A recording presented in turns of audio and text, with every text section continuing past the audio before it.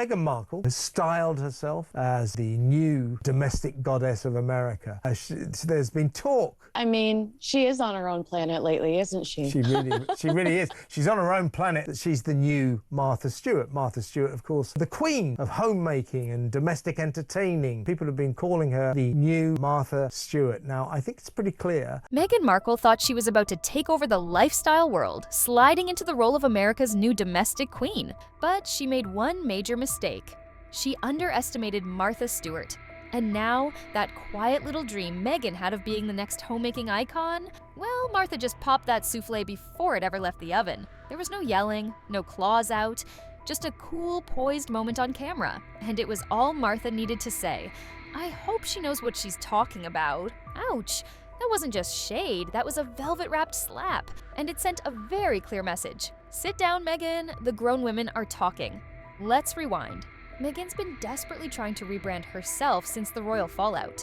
She's done the crying interviews, the podcasts that went nowhere, the Netflix shows about nothing, and now she's reaching for lifestyle branding, clearly inspired by the likes of Gwyneth Paltrow, and yes, the queen of domesticity herself, Martha Stewart. Meghan wants to sell us the image of a modern homemaker. Soft lighting, homegrown produce, rosy cheeks, and a sun-drenched kitchen in Montecito. It's all part of her latest attempt to create the illusion of control and perfection. The problem? Audiences are starting to see through the veneer. And someone like Martha, she spotted the phoniness from a mile away. Martha Stewart has been in the game longer than Meghan's been an actress, a duchess, and a podcaster. Combined, she built an empire from scratch, suffered public scandal, went to prison, bounced back, and ended up making cocktails with Snoop Dogg on national TV. Say what you will, but Martha is authentic. She's walked the walk. And when asked what she thought of Meghan and others following in her footsteps, she didn't even flinch. She praised Gwyneth Paltrow for being successful, for building something real. Then came the line about Meghan. Calmly, politely, she said, I don't really know her very well. I hope she knows what she's talking about. That's not just a polite dismissal. That's Martha politely saying, this girl is playing house, not running one. And that's exactly how the public took it. In a world where every glance and every phrase is dissected online, Martha's comment hit like a ton of bricks. She didn't need to name call. She didn't need to rant. She simply did what Meghan's never quite mastered. She told the truth with style. And when Kinsey Schofield and her co-host broke it down in their segment, they didn't hold back. They translated Martha's composed statement for what it was, a clean, elegant takedown. And let's be honest, when Martha Stewart calls you inauthentic, it's over. But this goes deeper than just a moment of shade. This is a pattern. Meghan Markle has spent years constructing an image that's constantly shifting. One minute she's a royal rebel, the next a feminist icon, then a podcast queen, and now suddenly, she's the new face of domestic bliss. And somehow, through all the iterations, nothing ever seems to stick. Why? Because authenticity can't be manufactured. And when Martha Stewart, who's built a legacy on being real, implies that you're faking it, the damage is done. There's no coming back from that. Remember Meghan's Netflix show with Love, Meghan? A pastel-filtered garden party fantasy packed with scripted smiles and perfectly placed peaches. The idea was to show Meghan as the modern homemaker, cutting fruit, arranging flowers, pouring rosé. But even viewers who wanted to give her a chance walked away confused. It didn't feel real. It felt like a Pinterest board trying too hard. The hosts in the segment called it out directly. They said it was hours of fruit and vegetable cutting, sprinkled with endless compliments Meghan gave herself. There was no substance, no charm, just a desperate attempt to rebrand without doing the work. And speaking of that rose, oh yes, Meghan's venture into wine. Her new vintage of As Ever Rose launched with all the usual hype, limited availability, poetic Instagram captions, promises of exclusivity. But guess what? The hosts mocked it mercilessly. They predicted the release would sell out in 5 minutes, not because of overwhelming demand, but because she probably only had 10 bottles to begin with. That's the thing about Meghan's business model. It's not based on delivering value, it's based on creating illusion, fake scarcity, manufactured elegance. But when the illusion cracks, people lose trust, and that trust is hard to win back. Martha's world isn't about illusion, it's about execution. She doesn't need to tell you she's the queen of lifestyle, she just is. That's why her subtle jab landed so hard, because it came from someone who knows what it takes, and it highlighted everything Meghan lacks: experience, consistency, and above all, credibility. This wasn't just a celebrity slight, it was a line in the sand. Martha reminded the world that lifestyle branding isn't about looking good in front of a camera, it's about knowing what the hell you're doing. But let's pivot to something even more revealing: Meghan's defense. During a Time magazine summit, she claimed that her show wasn't even her idea, that Netflix came up with it after she sent someone some jam. That's right, she sent a jar of jam, and apparently that sparked a whole series. That excuse didn't just sound absurd, it sounded like someone trying to wash their hands of a failure before it hits the fan. The hosts saw right through it. They called it what it was: passing the buck. Meghan wants the glory when things go well, but when they flop, suddenly it was someone else's idea. That's not leadership. That's spin. And let's not forget the origin story Meghan's tried to bury. According to Tom Bauer and others, long before she met Prince Harry, Meghan was pitching herself to UK networks as a foodie, trying to land a travel show where she'd visit exotic markets and sample local cuisines. This wasn't some organic hobby-turned-career. It was calculated. Just like everything else, Meghan doesn't fall into opportunities. She scripts them. The problem is, audiences can tell the difference, and so can Martha. Now, while Meghan's trying to keep up the charade in Montecito, Harry seems to be elsewhere, literally. He recently vanished off-grid for 3 days in Botswana, seeking peace in the arms of a woman he calls his second mother, someone who, according to him, tamed the wildness that hadn't been crushed by grief and the paparazzi. It sounds poetic, until you remember that Meghan once played that maternal role for him. That's how their relationship began. She mothered him, gave him emotional safety, but now there are kids in the picture.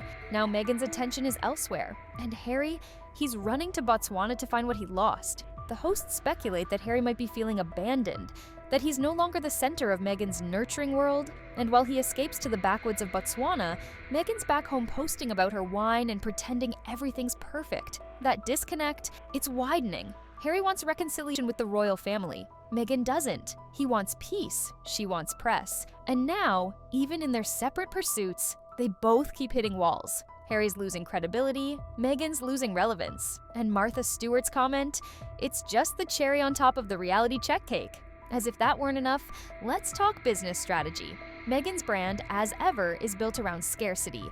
She constantly claims things are sold out to generate buzz. But as the hosts pointed out, it's a strange business model, trying to seem exclusive by never actually having anything available, and people are getting tired of it. You can only cry "sold out" so many times before customers start asking, was anything even there to begin with? And let's be clear, this isn't just about Meghan versus Martha. This is about truth versus image. It's about substance versus spectacle. Martha Stewart built a reputation, Meghan built a narrative. And now that the narrative is collapsing, Meghan's scrambling, launching wine, posting garden shots, smiling in staged interviews. But none of it's sticking. The public isn't buying the fantasy anymore. They're looking for authenticity. They're looking for results. And they're not finding it in Meghan's jam jars and flower crowns. Meanwhile, Netflix is sweating. Their multi-million-dollar deal with Meghan and Harry has gone nowhere fast. The documentaries flopped, the show flopped, the backlash was real. Viewers canceled subscriptions, and now execs are reportedly torn between salvaging what's left or cutting their losses. There are whispers of a season 3, but even that feels like a pity play, a move to save face. And every time Meghan tries to blame Netflix or distract with a new product, it just reinforces the perception.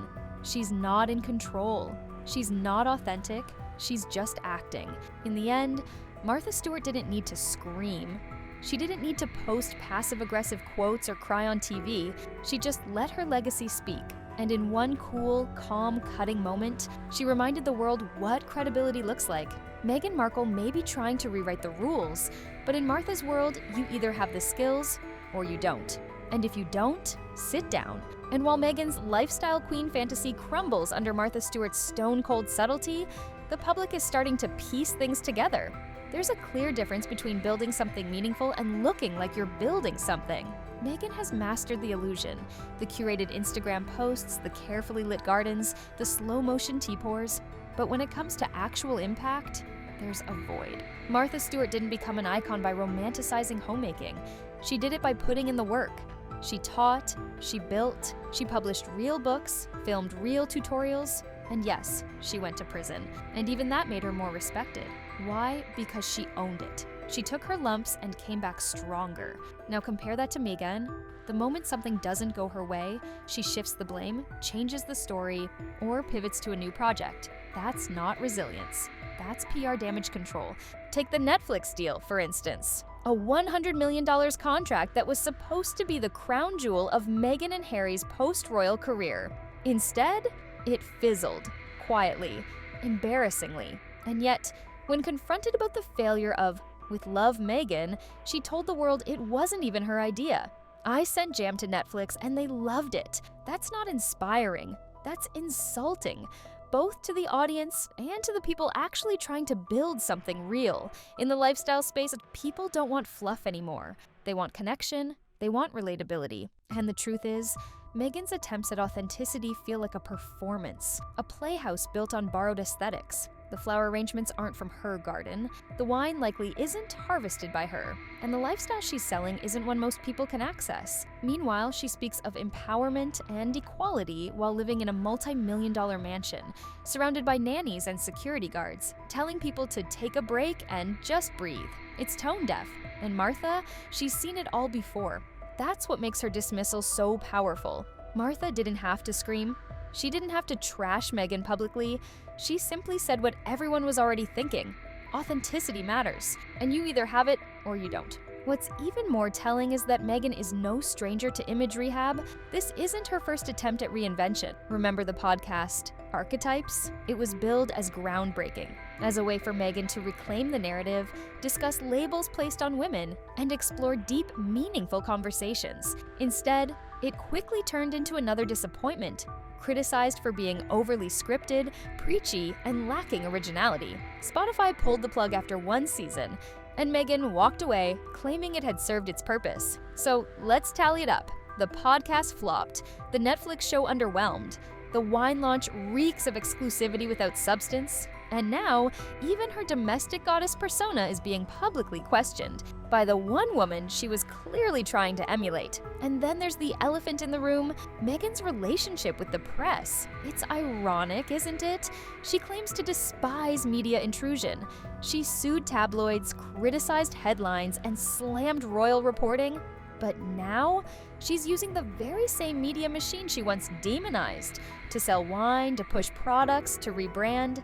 It's like watching someone run from a fire only to light another one in their own living room. The hypocrisy is glaring, and viewers are fed up.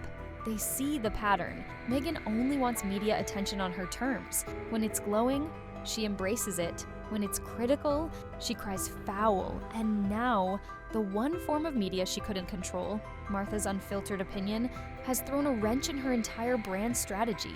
It's not just Martha either. The public conversation is shifting. What used to be curiosity about Meghan's next move is turning into exhaustion. How many more relaunches? How many more jam jars and photo ops and Instagram-ready narratives? How many more soft-focus montages of Meghan smiling into a lemon tree before people say, enough? Even her defenders are growing quiet. The excitement that once surrounded her every announcement is now replaced with skepticism. Every new product launch is met with a collective eye roll. Every public appearance draws comparisons to other women who are actually making a difference without all the theatrics. And here's the most brutal part. Meghan isn't just being judged against Martha Stewart, she's being judged against herself. Every time she promises something real and delivers fluff, she chips away at her credibility. Every time she claims authenticity while carefully crafting an illusion, she invites scrutiny. This is what happens when your entire brand is built on perception instead of principle. The cracks were always there. Martha just made them visible. With one carefully worded response, she did what critics, commentators, and even British tabloids couldn't do. She undermined Meghan's lifestyle persona without lifting a finger. Now, let's talk about timing. Meghan's new rose drop, as subtle as it tried to be, suspiciously coincided with the anniversary of Princess Diana's death. Whether that was intentional or not, the optics weren't good. It looked opportunistic, it looked calculated. It looked like someone trying to tie themselves to royalty again without doing the work to earn it. That's the recurring theme. Shortcuts, associations, name drops, but never the grit, never the grind, Just glossy storytelling and a prayer that people buy in. But people aren't buying it anymore. And as Meghan continues to push forward, she's now doing so in a landscape that's actively turning against her. Even supporters who once celebrated her as a feminist trailblazer are now questioning her motives. Is she empowering women, or just selling them curated aesthetics disguised as progress? Is she building community, or just chasing clicks? Martha Stewart doesn't have to ask those questions. Her record speaks for itself. She's built homes, careers, businesses, and communities. Meghan, she's still trying to figure out what her brand is. And worse, who actually wants it. And then there's Harry, the man who once seemed hopelessly smitten, now appears increasingly isolated. His Botswana trip, painted as a nostalgic tribute to his late mother, felt more like a quiet escape, a chance to get away from the noise, the chaos, the branding, the business deals. Meghan's overwhelming energy may have once felt like love, but now it might feel like pressure. And that pressure is mounting. With every public rejection, whether it's Spotify dropping her or Martha Stewart brushing her off, the illusion weakens. Meghan's magic spell over Hollywood is starting to break.